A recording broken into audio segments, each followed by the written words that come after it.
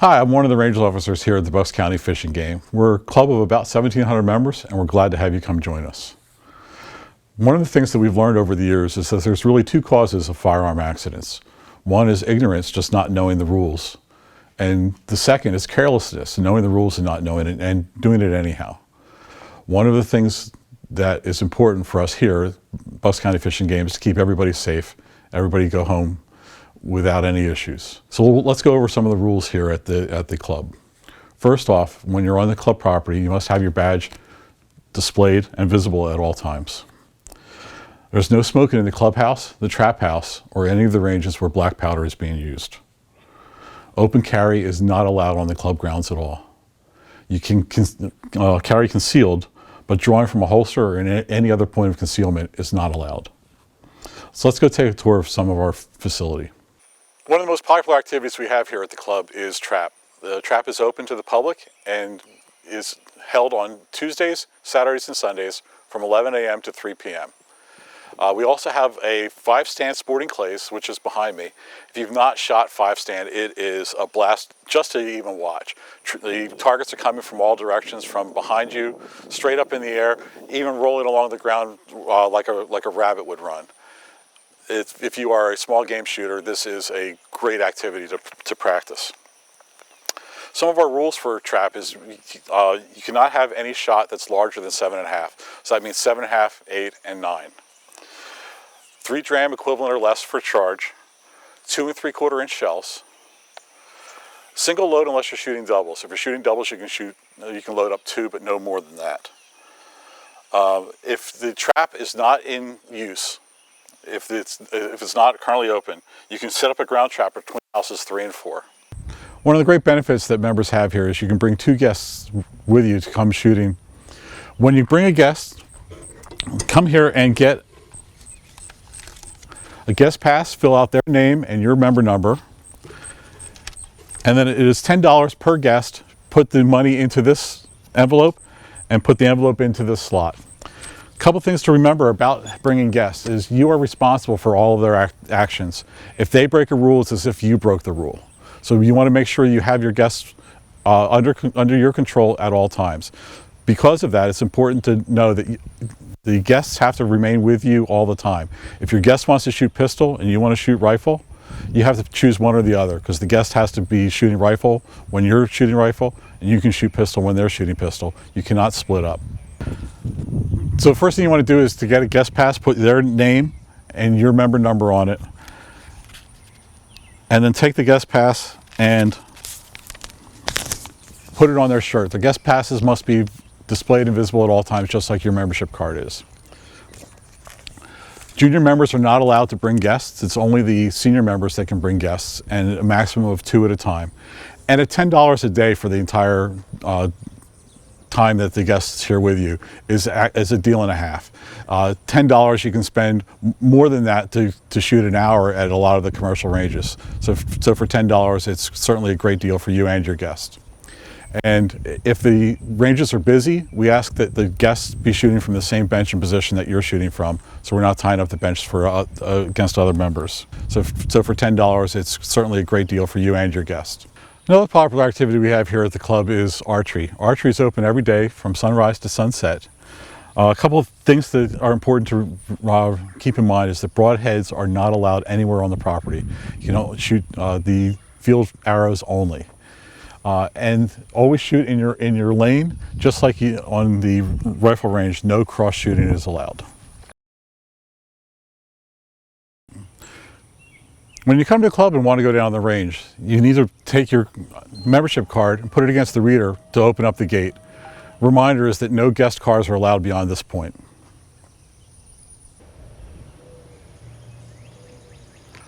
We also have a manual thrower and patterning board available for our members to use. The rules on the manual thrower are very similar to the trap fields. 2 3/4 inch shells only. Lead shot, maximum of 7.5.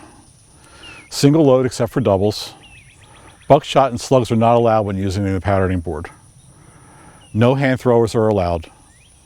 And on the patterning board, nothing larger than a number 2 shot. As we have at all of our ranges, we have a sign-in for whenever you come in and use the area. Our range is open Monday to Saturday at 10 o'clock and on Sunday at 11 o'clock. The range is closed at different times during the year based upon when the sun's going down. You can always tell what time the ranges are going to close displayed on the clock here, at the clock at the entrance to the ranges, as well as at the sign-in table at the 100-yard range.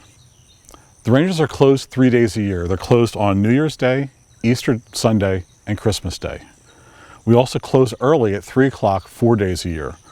Memorial Day, 4th of July, Labor Day, and Thanksgiving.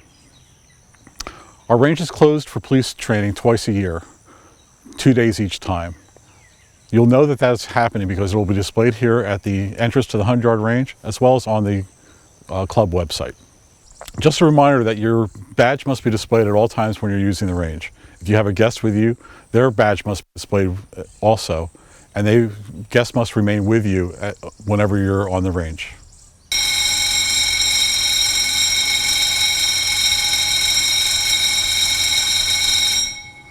That bell lets us know that there's a canoe or a kayaker in the area.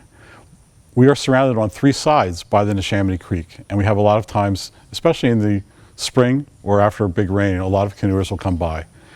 And the creek goes right behind our ranges. So we have a bell set up down there that they can ring and let us know that they're coming. Whenever that bell rings, it's most important that we stop shooting immediately. Put them down and step away. This is very critical. This is a serious safety concern. We then have to walk down and check to make sure that the canoers are past us before we can go to a live action range again.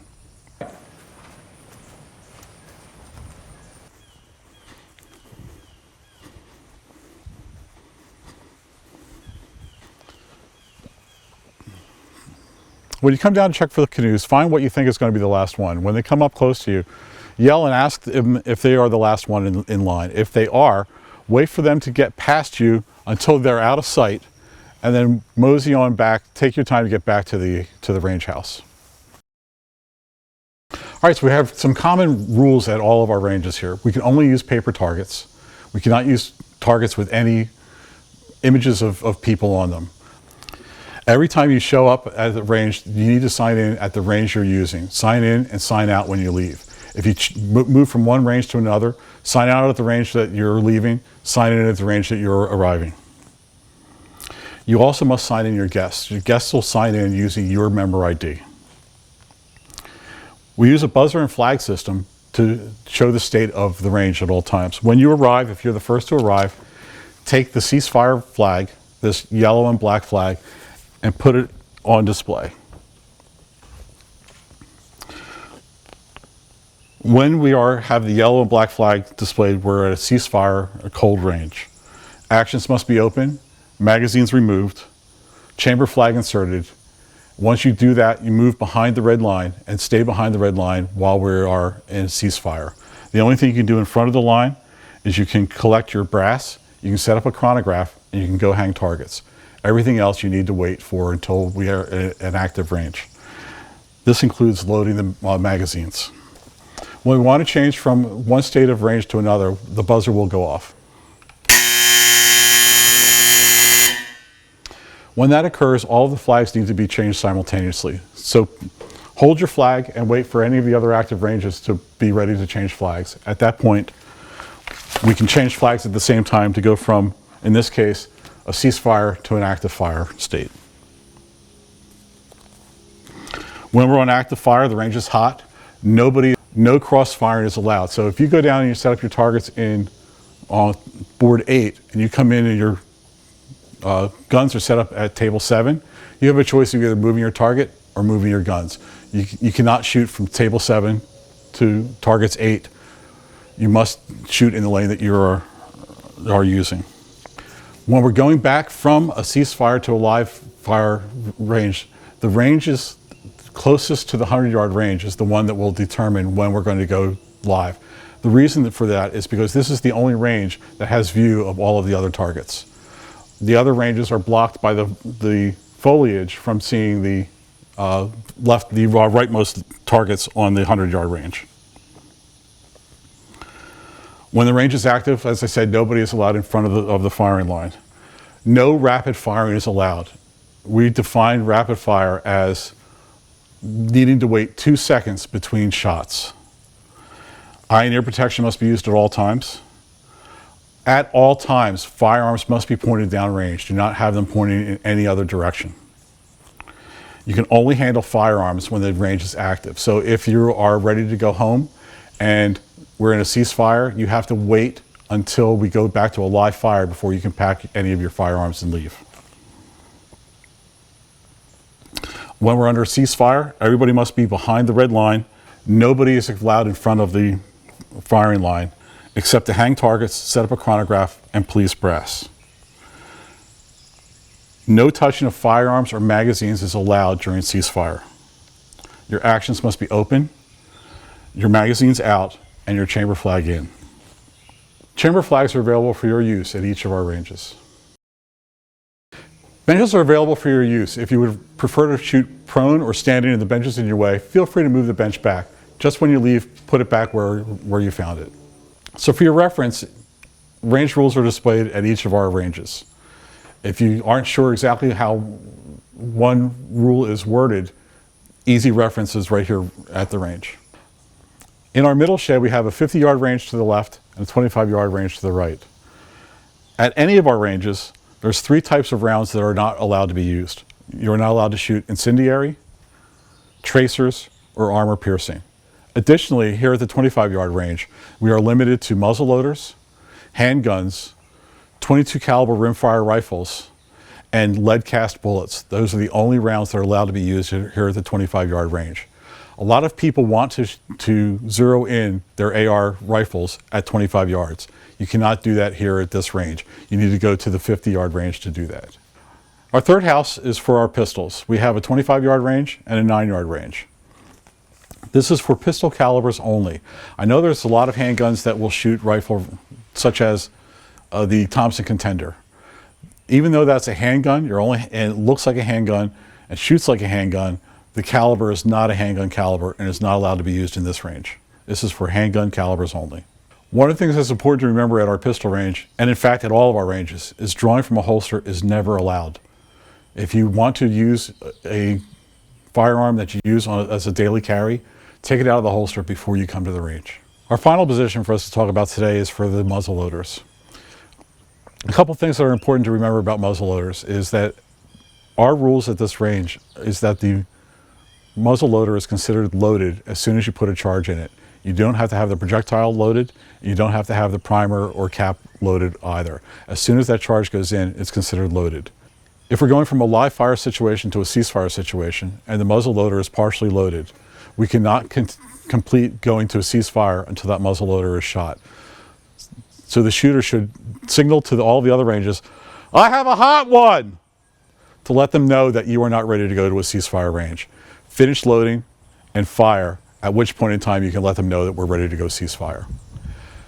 The one exception to this is if the canoe bell goes off. If the canoe bell goes off, because this is a critical safety situation, the muzzleloader must be taken and racked immediately, a chamber flag put into the muzzle to identify that it's partially loaded, and then step away until the canoers are clear and we can go back to a live fire range. One of the other things we have for our muzzleloader range is we have some steel silhouettes set up. One of the things that kids love to do is take their .22 rifles and shoot the silhouettes. You really can't hear them plink, but you can see them moving, and that gives immediate feedback to the shooters that they've hit their target. A lot of fun for kids and adults alike.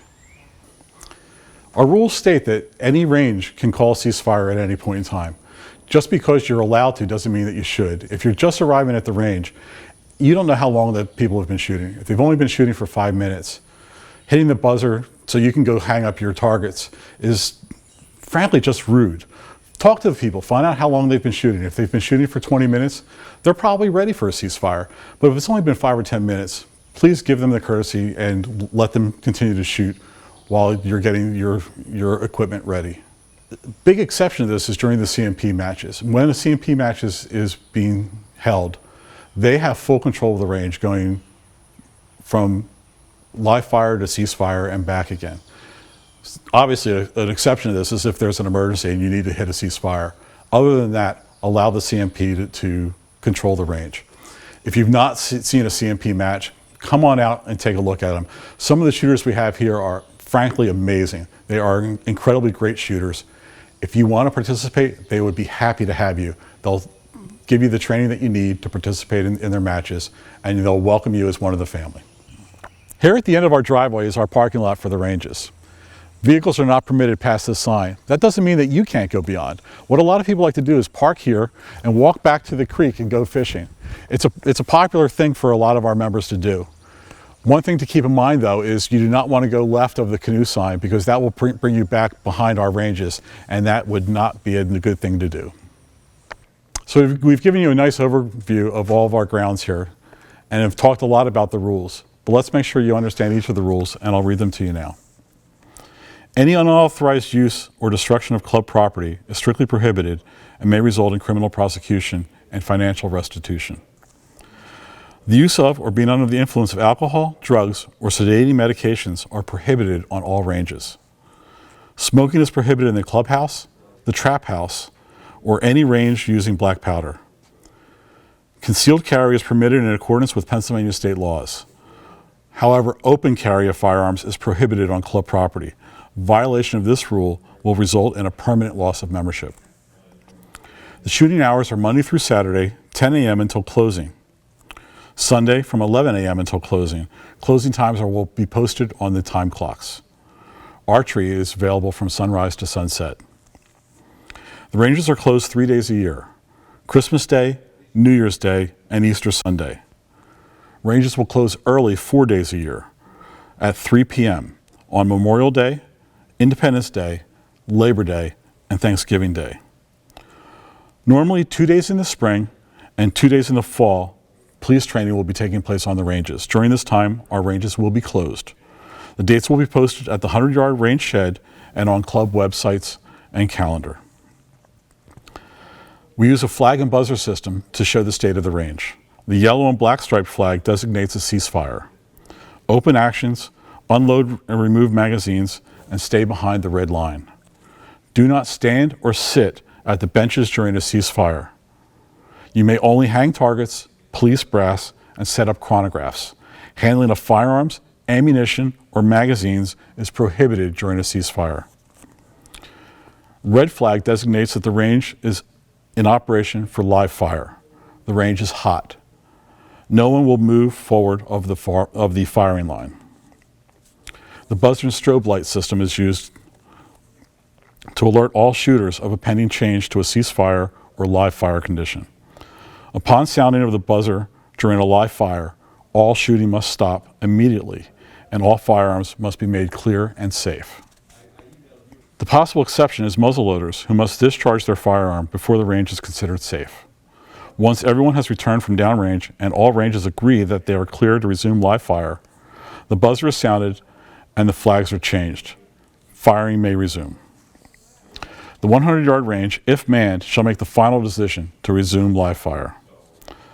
A bell signal indicates that a canoeist is coming down the creek.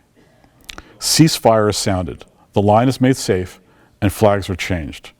Someone must go down past the 100-yard berm and verify that the canoeist has passed through the area to ensure their safety before returning to live fire. Upon entering the club grounds, all members must clearly wear their membership cards so they are visible at all times. Guests must also have their guest pass visible. Eye and ear protection must be worn when shooting. Rapid fire is not permitted on any range except where expressly authorized during club-affiliated matches. Rapid fire is defined as firing consecutive shots faster than every 2 seconds. Only 2 guests are permitted with any adult member at one time. Junior members may not bring a guest. The member must fill out a guest pass and deposit the $10 guest fee in the box provided. Club members are responsible for their guest actions at all times. Guests are to remain with the member who signed them in at all times. No fee is required for active military guests or active law enforcement. You must sign in at the proper station before using any firearm, archery, or shotgun range. This includes guests who must sign in using the member's ID badge. Any rifle, pistol, or black powder range can call a ceasefire. the 100-yard range or the closest active range to the 100-yard range will be responsible to put the ranges back in live fire operation. When a ceasefire is called, everyone must immediately stop shooting. All actions are opened. Remove all cartridges, remove all magazines, and insert an empty chamber flag indicator. Two magazines may remain loaded, but the chamber must be emptied, the action open, and the empty chamber flag inserted. All guns must be pointed safely downrange when being fired or handled at a shooting position. Handling a firearm during a ceasefire is strictly prohibited and constitutes a serious safety violation. If entering the range during a ceasefire, leave your firearm in the case. If not in a case, place the firearm in a gun rack. When making preparations for departing the range and ultimately exiting, do so only during live fire when the handling of firearms is permissible. At no time is a concealed firearm to be drawn from a holster or any other point of concealment and fired on the range. A black powder shooter who still has a loaded firearm when a ceasefire is called must alert all ranges that they have a hot gun and be given time to clear it. Once they are clear, the ceasefire flag can be posted and the range declared safe. In the event of a canoeist creek alarm, the firearm cannot be cleared for safety reasons. The firearm must be racked and marked with the chamber flag and the muzzle as hot until the range is returned to a live fire condition. Targets containing human images may not be displayed on the range. Silhouette targets, however, are permissible. Only paper targets are to be used for shooting purposes, no breakable targets. Pay attention to posted ammo restrictions at individual ranges. No buckshot is allowed anywhere on the property. No cross-firing. You must shoot in the lane you are positioned in. When no one else is using the range you are occupying and you are leaving, remove that flag and install it in the holder located at the ground level. For black powder, all muzzleloaders can only be primed or capped at the firing line. No loaded guns at the loading bench under a ceasefire flag. No wolfing of the barrel, that's blowing down the barrel. 22 caliber rimfire rifles may be used at the 50-yard muzzleloader range. For archery, all shooting must be done on established ranges. Only shooting your range, no cross-firing. All shooting will cease when a person is downrange. No backtracking through the 3D course. No broadhead arrows are allowed on the club property. For trap, the use of a hand thrower is prohibited. A mounted thrower is installed in the fenced-in area for your use. You must shoot from this area within the upright posts.